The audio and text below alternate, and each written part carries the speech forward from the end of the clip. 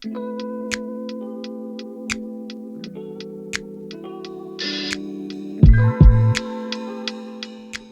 and welcome to the second pod in the second season that we have today. We are M&H consultants. Here is Anita and I am Ron. Thank you for listening. Today we have a very, very special guest and an intriguing subject. I've never met a real life influencer before. And I don't really know how it works, except that I know you would have a lot of followers on Instagram. Yes, a lot more than that I know, but as I said, it's a new subject for me, so I will let Anita carry on from here. So today on our podcast, we have a fantastic guest. This is Dona Maria, and she is a food critic. She is a food blogger. She is someone who a lot of people in Bahrain follow. She's super popular. I've been following her journey for a really long time, and I've seen how she's grown her account, how she's grown her brand, and now she's forayed into so many other interesting avenues, which I'd love to hear about more as we go on into the podcast. But yes, why do we follow an influencer? We follow an influencer probably on Instagram or LinkedIn or YouTube or Facebook, but we follow them because they influence us in some way. A lot of people base their purchase decisions sometimes on what the influencer is buying or using, and sometimes a lot of people take life decisions based on how an influencer is advising them to live their life. So this is the world where influencers are really taking the big leap, and they're getting these huge surge of followers to follow them and making a brand of themselves. And like Ron already said, it's an intriguing subject, and for me personally, it's something that I'm looking out for, because I've already worked with Dona Maria before through the Butterfly Effect, which is my company, the digital marketing company. And it would be just wonderful to see what she has to say about this whole influencer business. So welcome, Donna, and Welcome, Donna. please tell us a little bit about yourself. How did you start off being an influencer, or was that something that you aimed to be, or it just happened by chance, or what is it? Could you just tell us a bit more about that? So thank you so much for having me. It's a pleasure being here with you. I've been following Anita for a very long time as well. It feels like we're already friends. Yes, that certainly feels like that. To be honest, I don't feel like I don't feel like deserving of the term influencer. So I just, I try to keep it real, very honest. I just share my journey. And my main aim behind all of this is like to leave a legacy. It's nothing about, of course, making brand out of yourself. It's very important. It's good for business, for your financial situation. But my aim is much bigger than that. I want, when I'm gone, to be remembered somehow. Maybe like when people eat something nice, they'd be like, oh, Bahrain Foodie or Donna. But yeah, I mean, like, how did I start? No, actually, I don't like the idea of people, recognizing me or be like, oh, that's her. I'm not a shy person, but, I'm a very practical person in general. And it all started, just by mistake. Not by mistake, but, like one thing led to another. So I used to be on a different platform than Instagram, just, to catch up on my parents, because I'm originally from Lebanon. Lovely. So as an expat, I wanted to keep in touch with my parents. I was on a different platform, and I used to see some food reviews there. Mm-hmm. And one day I just took one of the food reviews advice, and turns out it was actually like a paid promotion, Right. and whatever I bought was absolutely horrible. Oh, Although I paid like 3 times the market price. oh, I was so upset, and I felt like someone made a fool out of me. It's not a good feeling, and it kind of like provoked me into starting something that is raw, honest, and real, because I'm sure no one want to have this feeling that I went through. So I decided to go on a different platform, which was Instagram, and I had no idea there were so many food bloggers in Bahrain. None at all. So when I went on Instagram and I typed Bahrain Foodie, it was available, and I was like, no one is here. So I carried That's pretty on. lucky. I know. Yeah, that's pretty lucky. And it all started in 2019. Like, Right. you know, it hasn't been that long. So I decided to keep my reviews in Arabic, you know, just be closer to Bahraini community, and also keep subtitles for expats who are following me. And I was obsessed with something called mukbang, the eating show. I used to watch it for hours. So I decided to integrate it in my reviews. So in the video, you would see me eat, enjoy the food, you would see the food, and I would honestly describe it as it is, positive and negative. And this way, the audience can make their own mind if they want to buy this thing or not. Right. I think the way you review any place, the food, your authenticity really shines through, and that sincerity comes forth in all your reviews, and that's why I think people choose to follow you, myself included. Can you tell me a bit more about that eating thing? Because I think, like I told you just before the podcast, that I also follow you because I like to see you eat. So could you just expand on that a little bit more? Yeah, sure. So before I started Bahrain Foodie, I used to go on YouTube and I would subscribe to these channels, like mukbang channels. And you know, after what, because once I start, I just keep watching it for hours and hours. It was crazy. But it kind of gave me like a fulfilling feeling, like I am eating whatever they are eating. And then I kind of figured that if you have a comforting, sweet, nice face paired like with big lips, so when you eat, it actually is appetizing. Yes, I do feel hungry after I Well, watch nobody's you going eat. to follow me then, are they? No, Ron, nobody's gonna follow you. Certainly not pay to watch you eat. No. So Donna, that's such Not my area. interesting aspect of what she does, actually. You know, because a lot of people just keep talking, and they don't even eat the Yeah. food that is in front of them, and that's very clear. You know that they probably wouldn't even be tasting most of it, but you actually eat your food, and that's something that I particularly enjoy watching. But going on to the next question. Have there been any challenges with this authenticity that you're trying to portray? Oh, so many. So many people got upset, disappointed.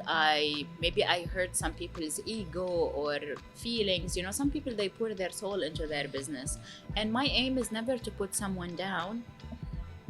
But you know, like I always look at it, you know, okay, let's say if I lie and I promote you, I'm gonna put all of these people who are watching me and buying down, you know, Yeah. because that's not, I just wanna show the truth, and at the same time I always give them recommendations so they can fix.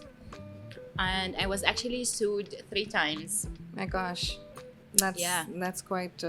One of them was so extreme, like actually like I would go inside the police station, stay there for hours and hours, go through a lot of questioning, and then go back home, and then to be called again the next day and the next day and the next day.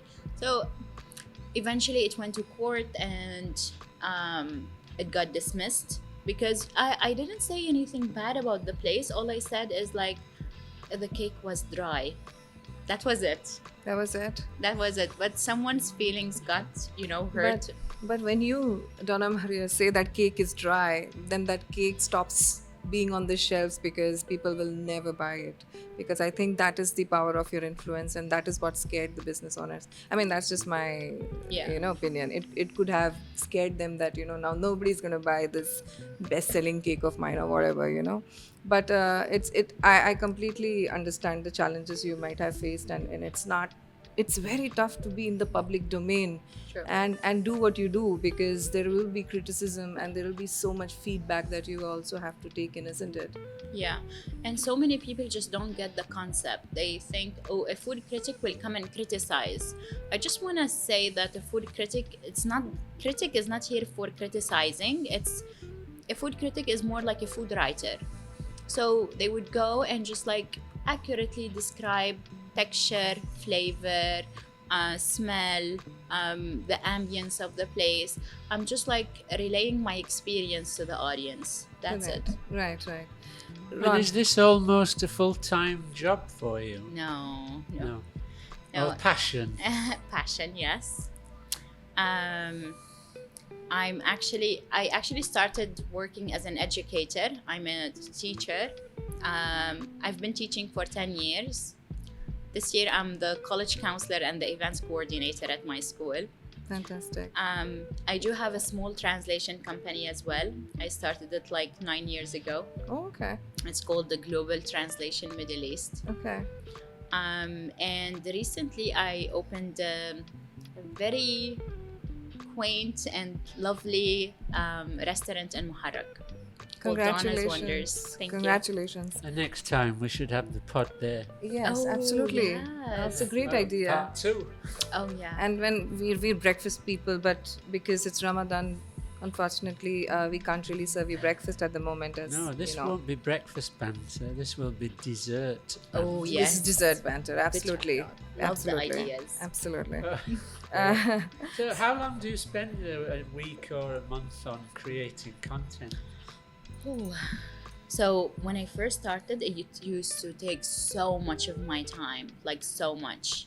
But then like practice makes perfect.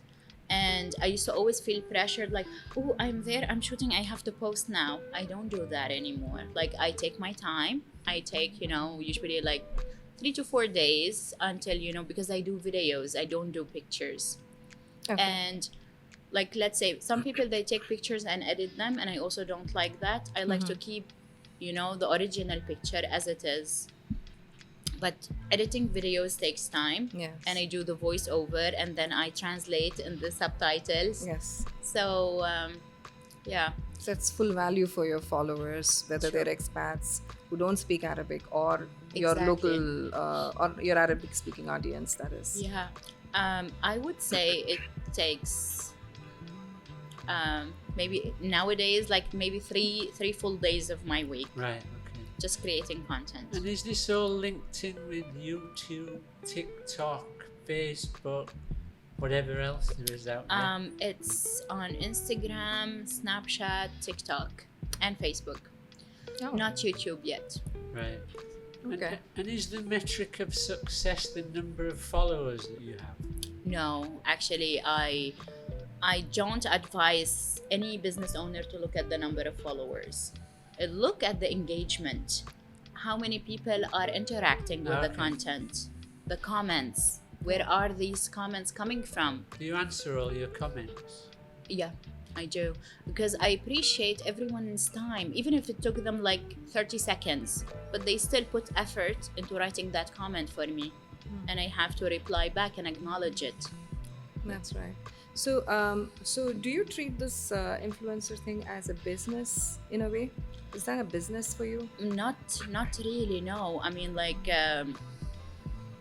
it's still strange to hear influencer. Okay. Okay, the food critic. Food critic, Yes. yeah. No, I wouldn't consider it a business. I mean, like, Bahrain's market is small and it's already tough on everyone. So I do try to help so many people out there, when they want to like promote something or let's say review something. But yeah, I mean, like, let's say in terms of charges, they are incredibly minimal. Like Okay. so many other influencers, you might say, charge so much more. So that brings me to the next question. Do you compare yourself to other influencers? Not at all. Not at all. I feel like, every person is unique, and every person has a different character. As long as you show the true you, this is why people are following you in the first place. True. That is right. So you absolutely do not set any goals at all, whether it is followers increase month of month, or let's say X number of restaurants you want to do in a month, or there's absolutely no goal at all? So when I started, yes. I mean, like, the number of followers mattered a lot, the likes mattered a lot, what people said, and who called me, and how many restaurants are approaching me. It was a huge thing to me. Okay. But like with time, you kind of feel like I'm just doing my best, and I'm putting my content out there, and I just try to focus a lot more on the quality of my content instead of just keep worrying about if my followers will get more or not. Absolutely. So, but with 50,000 followers on Instagram, it's a huge responsibility, isn't it? With whatever you put out there, whatever you say, everything would probably be taken as a word of truth. So there is no way you can ever fall back on what you're saying or say something that you don't mean, isn't it? Yeah, you have to be very careful on because everything is recorded nowadays. And I have a few topics that I never discuss, like let's say money, religion, and politics. I never go through to this, and I try to be mindful and respectful towards the community and everyone's feelings, because you don't want to offend anyone. Do you have followers or engagements outside of Bahrain?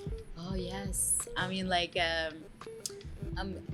I do have some in Saudi and GCC, but like I remember one video went viral. It was me eating mensaf. So mensaf is a popular Jordanian dish. We have to get you one, Ron. I'm looking forward to it. There's no vegetarian version of it? No, No? Okay. definitely not vegetarian. Okay. Don't worry, I will eat anything that you give me. So this mensaf actually comes the original way. So it's like a huge platter, and there's the head. Oh my gosh. The head of the sheep is in the middle. Okay. So that's why, and I was eating from that. So the video reached like 1.5 million people, That's pretty amazing. and the This is on Instagram? TikTok. Oh, TikTok. TikTok is insane. Yeah. I know, and it all happened like in less than 12 hours. That's brilliant. So With no special effort from your side to Nothing. promote it. nothing. But I still don't promote on TikTok. Wow. But like some videos go viral. So the guy who owns the Mansaf place called me, and he was like, my cousin sent me the video from Jordan. Wow. So the thing is with TikTok is people can download the video and they spread it on WhatsApp groups. Right. It's an amazing Yeah. content generation platform. Yeah. So you've started using it. Is it very recent? No, actually I hopped on TikTok as soon as it started. Mm-hmm. So I think now I do have like maybe 27K on TikTok. That's brilliant. I think my digital marketing company would definitely want to explore that, because we've worked primarily just on Instagram with you, as Yeah. far as I know, right? That's great. TikTok That's is great. insane. Once a video goes viral, you're good. So tell me, how do you price your services? You have a rate card, right? You have a media kit that you Yes. make, but what goes behind, okay, my post is going to cost that, my story is going to cost that, my video is going to cost this? How do you come about that number? Yeah, I haven't changed my prices since I started. Okay. Because I always think of it like, I'm taking, let's say, an hour and a half to go to that restaurant, visit it, and whatever, order. So I just charge for the time I'm spending Okay. there, and the time I'm spending editing, and I just try to keep it very minimal. Like my aim behind it is not to, just collect money or So financial gain. So do the restaurants call back and say that, you know what, we've had these amazing sales because you visited and you reviewed our place? A lot. You do get that? A lot. Like once I had this lady called me and she was like, what did you do?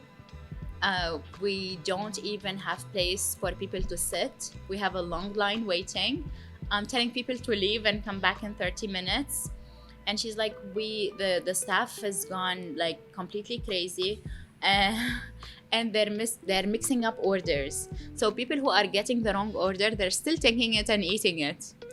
And she was like, the bread dough finished. Like I don't even have dough to make people bread anymore. Wow, that must feel amazing. And it kept happening for like full on 2 weeks. So didn't that make you feel a little motivated to increase your price? No, not No? really, not to increase Not the at- price. No, but it Just makes makes me you happy. To open your own extra restaurant. Actually, this is it's a whole different story. But Yeah. no, I didn't start it because of Bahrain Foodie. So it happened. So yeah, I got called to come to Bahrain International TV and make dessert for Ramadan. It was last Ramadan. Last Ramadan. Yeah. Okay. So my choice of dessert, I try to bring something new and unique. Mm-hmm. So I said let's do Paris Brest. Okay. So Paris Brest is basically like eclair, but it's in a circular shape. Okay. So it's very popular. I mean, like it's been there for ages. It's been like 100 years since I made it, but it's not very popular in Bahrain. Okay. So I thought it's something new and unique, and I went and did it. The chef really liked it. He ate like half of it, and he encouraged. He was like, you have to make these. And then he asked me, can I make them and sell them in my cafe, and we'll call them like Bahrain Foodie. Okay. I was like, sure, go ahead. But then he came back to me like after a few weeks, and he said, the cost is too high and they take so much time, so we're not gonna do it. I was Okay. like, it's fine. Mhm. But the idea was still there. Mm-hmm. So I kept experimenting at home. Because Paris Brest is tricky, we don't put any leavening agents. It rises on its own from like a Okay. chemical reaction. Okay. So there's no yeast in it? No yeast, no baking powder, Nothing. nothing. Oh. Okay. Yeah. I kept experimenting at home for 4 months, and every recipe I found online wouldn't work because, like, the humidity in Bahrain is different. Yes. And humidity plays a huge role in this dough in particular. Mhm. So through lots of failures, Mr. Ron, I figured it out. Right. And then I had another campaign with Talabat. So we did something called Tarbouche, a Lebanese dessert. Okay. So through that collaboration, there was this, the owner of Bahrain Confidential, Charlie, his son. Mhm. He kept, he stayed after me until he convinced me to start selling my desserts. He said at least do it twice a week. Okay. So I started a website and I started selling desserts online. Twice a week I was baking from home. And somehow my desserts reached to Sheikh Ibrahim Al Khalifa Center. They really liked it and they called me in. They said, we have a restaurant here for you. Please come here and make your desserts. My God, that's I think insane. it's worth pointing out that you make all your own desserts, Yes. don't you? Yes, that's phenomenal. And what's amazing is that you said you started in 2019. Yeah. Very soon, COVID hit. Yeah. Most of the restaurants were closed, which means that you wouldn't have been able to go out and review anything. Yeah. In spite of that, your popularity has just grown. So how did that work out? Like, how did you manage that? Because I keep it real, I try not to pretend to be anyone else. Yeah, of course. I laugh, I joke, I eat in front of the camera. So who's the person shooting your video? Like a stand. Oh, really? Okay. Yeah, no one. So you don't have a team to help you with all of this? No teams. Okay, okay. We should have got Donna when it's not Ramadan, so she could I have know, eaten right? breakfast with us Yeah. Actually, I would have got you my desserts. next Yes. time. Next time. But we're certainly, definitely visiting the restaurant to try the food for sure. You're gonna Definitely love dessert. it. It's not just about the food in that place. Hmm. It has a soul. It's filled with art. The place is absolutely gorgeous. That's amazing. You know, it it sounds is- lovely. Yes, yes, and I live nearby. Yeah. And I love food, so I'll go anywhere for food. Thank you. So do you call bloggers to your restaurant to review? To be honest, no. No. I will tell you why. I have a very good reason. Okay. Because I'm friends with all of them. Okay, they'll only say good things about you. No, it's not about that. It's if I call one, the rest will be upset. Like, why didn't she call us? Or she likes someone more than the other. Oh, okay, okay. It's either I have to feed every blogger in Bahrain, invite them all, or not invite anyone, but they are very supportive. They all came That's on their amazing. own. That's amazing. They supported me from day one since I launched online. Okay. I want to say thank you to so many, but I'm afraid I will forget someone and they will get upset. But yeah, I'm so grateful for everyone. So, Ron, do you have anything to ask? Yes, so let's say Anita wants to start a new foodie blog and build it up. What advice would you give her? I would say just be you. This is the most important part. Because people want something new, fresh, and your audience can feel you if you're being real or just like, faking it. What channels would you say that I have to be on in order to Definitely make it? Instagram and Bahrain. Okay. Yeah. And TikTok nowadays. Okay. And to be honest, since I started this one from like the previous question, I helped everyone who asked, who approached me. No matter if you have like 1 follower or 100 followers, I would bring them with me to reviews. I don't mind sharing the spotlight with anyone.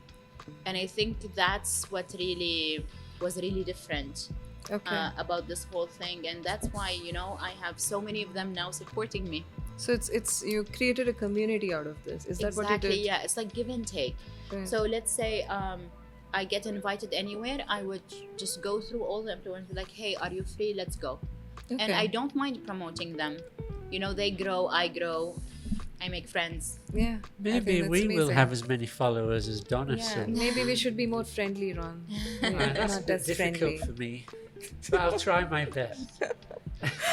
Excellent, Donna. That's amazing. So we absolutely loved your restaurant story, and the fact how you grew your account despite all odds. Now, you said you had so many challenges that you had to face. Some people sued you, but that hasn't deterred you, has it? No, not at all. It's made me more adamant to keep doing what I'm doing because it's working. So many restaurants, when I go to them, they'd be like, people warned us about you. They were like, never bring her.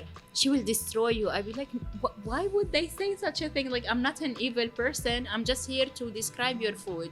If you feel you're confident enough for an honest description, so be it. If not, just keep working on yourself until you're there. Absolutely. Yeah. I mean, that's the advice the restaurants would definitely want to take from someone who's gone to so many restaurants and seen so many different best practices happening there, right? So do you have a favorite restaurant? But this is a hard one. I have favorite dishes, just like with songs. I don't have a favorite artist. I like songs. Right. So what's your favorite dish? I do love like good sashimi. I mean, like recently I went to this place okay, so although it's an Indian restaurant, but they do serve maki. Okay. And they made this insane combo that I can't get out of my head. Okay, what's so it? It's actually, it's a tuna maki. They actually now call it Dona Maki. That's amazing. Because I'm like so obsessed with it. So it has tuna inside and tuna tartare on top, and it has like a hint of sesame notes. Okay. And the combination is just like amazing to me. I'm like, sounds really good. I think, I don't know. I prefer cucumber and avocado. Ron, do you like sushi? Are you a sushi person? Not really, no. But as I said at the beginning, this is an intriguing subject for me. I have one for you. Kalongi naan. Which is cucumber? No. What is it's it? like naan, but like it has like black Kalonji, seeds. Nigella seed. Yeah, Nigella seeds. Yeah. See, because for us, I don't know the Indian pronunciation of it. Yeah, kalonji. Kalonji is it's an ingredient like sesame seeds. Yes. But it's black. It's Nigella seeds basically. Yeah. That's what you call it in English. Kalonji. Yeah. You like that? Oh, it was so good. Lovely. Because it's crisp and it's tender from inside, full of butter, fresh out of the oven. Yeah, hungry. So good. So this is what she does. I see. It's what Yeah. she does. So you're already hungry because she's I feel describing like food like this. Going out to dinner with her because she'll enjoy it so much. Yes, and she's so happy Yeah. in her comfort zone when she's talking about food. When she's True. describing it, she's just so happy. So that's amazing, Donna. It's Thank just you. so wonderful. So basically, it's just your passion for something like food that shines through the content and the fact that you're so truthful about whatever you do. I mean, yeah, I appreciate good food. I sincerely appreciate restaurants who go and get like the best ingredients out there and they do their very best to execute them, you know, in the best way possible. I mean, food is one of the greatest joys in life. Well, we have It a is. token of appreciation, don't we? We do. We might not make it through to a really good review, but there is something here. Yeah, for you. Can you bring that, please? The Yes. Oh, For coming on this show. That's so sweet. Thank you so much, you Don't be guys. shy. Don't be shy. So this is from Thank you. us because you took this time out Aw, to spend with us, that's and adorable. it was such a wonderful time this afternoon talking to you about just everything around food and just random things. It's just so easy, you know, Donna. You're really good to talk to. Yes, very good. Yeah, I look forward to coming to your restaurant. absolutely. Please do. Thank you so much Absolutely. for having me. No, Thank you so for much, coming. Donna. Thank you so much for Thank you. coming. Thank So you. Go ahead. You can yes, finish it. yeah, okay, I'll finish it. So this was our second podcast, and lovely to have Donna today to talk about the business of being an influencer. It is real hard work, as you would have already seen in the podcast. To follow more this podcast and many more, please visit us on our YouTube channel, which is MH Consultants, and also follow us on Instagram at MHConsultants_BH. Until next time, thank you. This is me, Anita, and This is me, Ron. Thank you. thank very you so much. much.